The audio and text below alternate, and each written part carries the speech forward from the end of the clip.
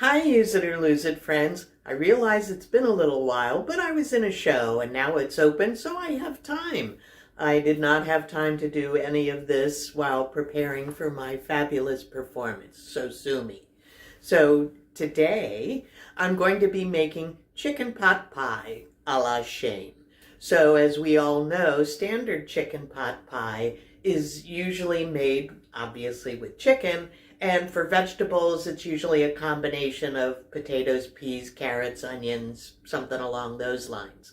But I happen to have some roasted vegetables that I had made, and I need to finish those off. So it's a combination of Brussels sprouts, butternut squash, onion, and cauliflower. So the other key ingredient of a chicken pot pie is a white sauce or bechamel, and I'm making my twist on that, which is I don't happen to have milk or cream, so I'm going to use whipped cream cheese thinned with white wine, and I'm going to add goat cheese because I have some goat cheese I need to use up. I had used part of it for making butternut squash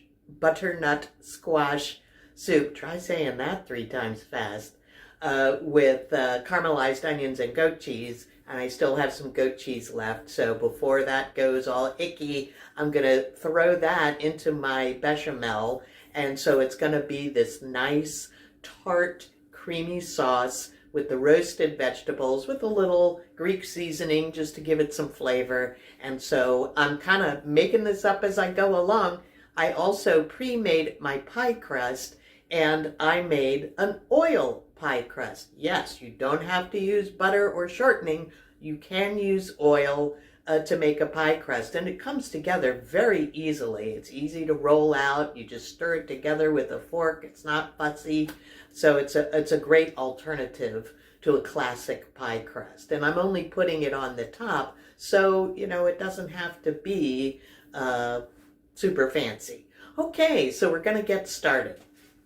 So I've already mixed together the roasted vegetables and chicken, and this is chicken that was left over and put into the freezer from my last spatchcocked chicken. So this is dark meat. So it's about a little over half a cup, maybe 3/4 of a cup, and a couple of cups of roasted vegetables. You can see, hey, what do I always like? Colorful food.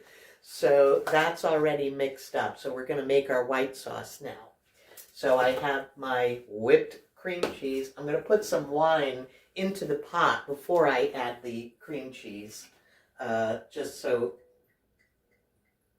it has something to work with there.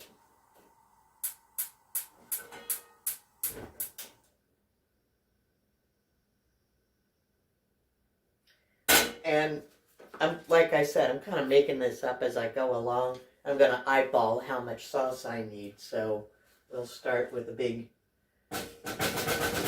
scoop of the whipped cream cheese. And this has been in the fridge for a little while, so I need to use it up. Then you see it's starting to get a little of that pink kind of mold that dairy products sometimes get. So definitely a good time to use that up. So we're going to get that to thin. You know what? I'm going to use all of it.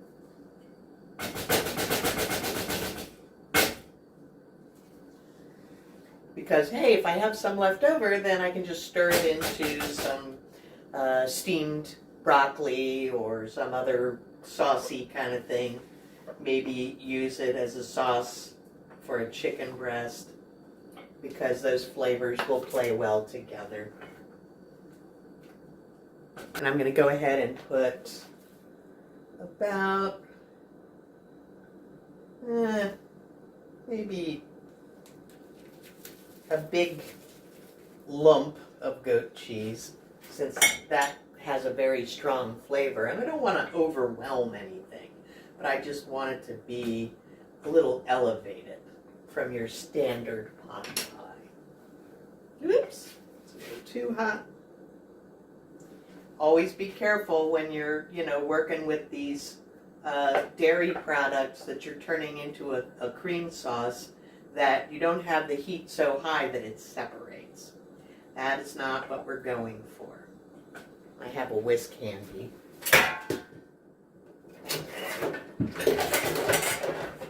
So we'll get that ready as our cream sauce starts to, oh, my handy dandy little toaster oven. It heats up pretty quickly, of course, because it's small. And since this isn't a lot of stuff, I'm using an 8-inch square pan rather than a standard round pie crust. Also because a 9-inch pie crust doesn't fit into my little toaster oven. I try to avoid using the big oven whenever possible. Because for one thing, hey, that's where I store all my baking pans.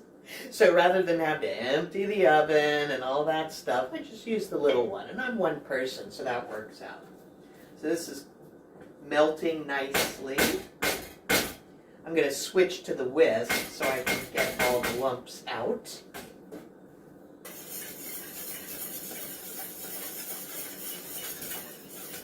I can smell the wine.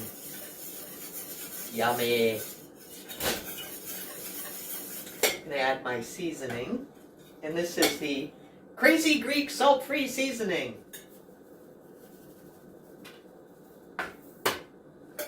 A splash of that to give it a little more depth of flavor. Okay.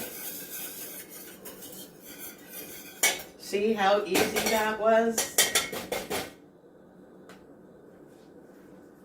Look at that. So a really fast, easy cream sauce or white sauce. Yet another one of my sneaky tricks to do things quickly and easily.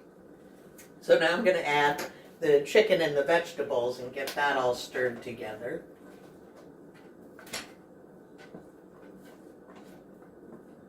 See if I need to figure out how to stretch that cream sauce even further. No, it looks like it's going to coat the vegetables just right, because you don't want it to be swimming in white sauce. You just want it to have a good coating, and then it will cook down a bit and all those flavors are going to blend. Let me just give it a little taste. You can really taste that goat cheese, the tartness of the goat cheese coming through, just enough but not too much. All right. Wow. This is going to be some kind of good. I can't wait. I know I say that every time, but that's because I'm usually cooking when I'm hungry. All right. So here's our little 8-inch square baking dish. And hark, the oven is ready. How's that for timing? We're going to just dump this in.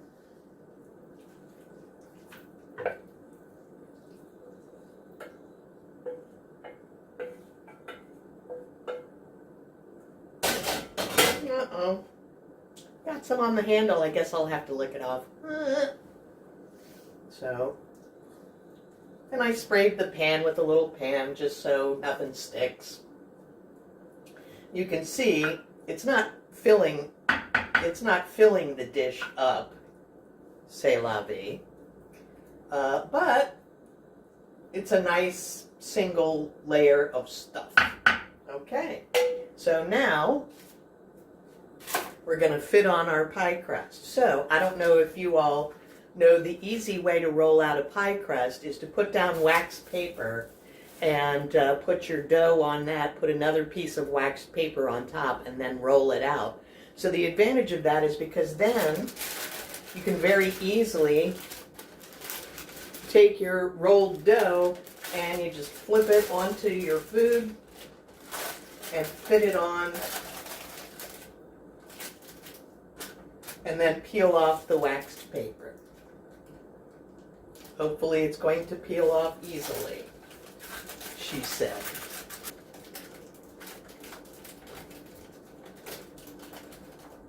Come on, you. This dough is really forgiving, so if it, splits while I'm trying to get the waxed paper off, no big deal. I'll just press it back together. And there, boom. So now I'm just going to trim it a little bit.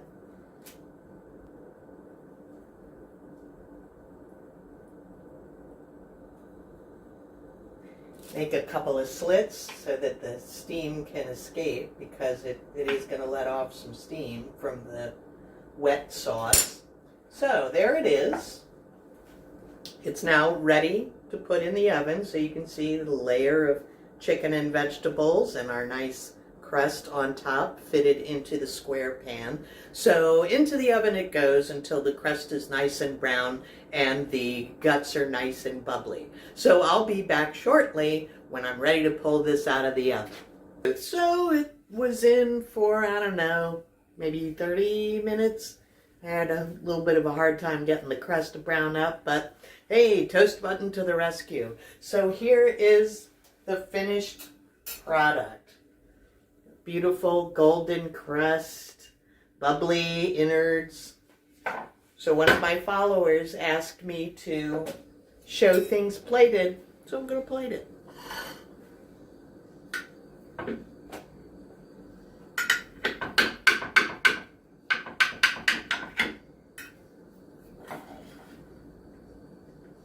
Ooh, look at that. It's a nice flaky crust.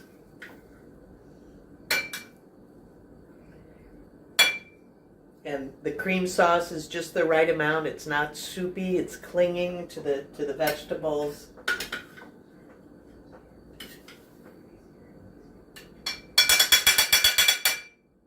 So there it is. Chicken pot pie a la Shane. So you can see how just throwing together a few things from your freezer and your fridge can turn into a delicious meal and saves you from having to throw out that little bit of roasted vegetables that you had left over and use up that wonderful chicken that you roasted. So that's it for today's Use It or Lose It. See you next time. Bye.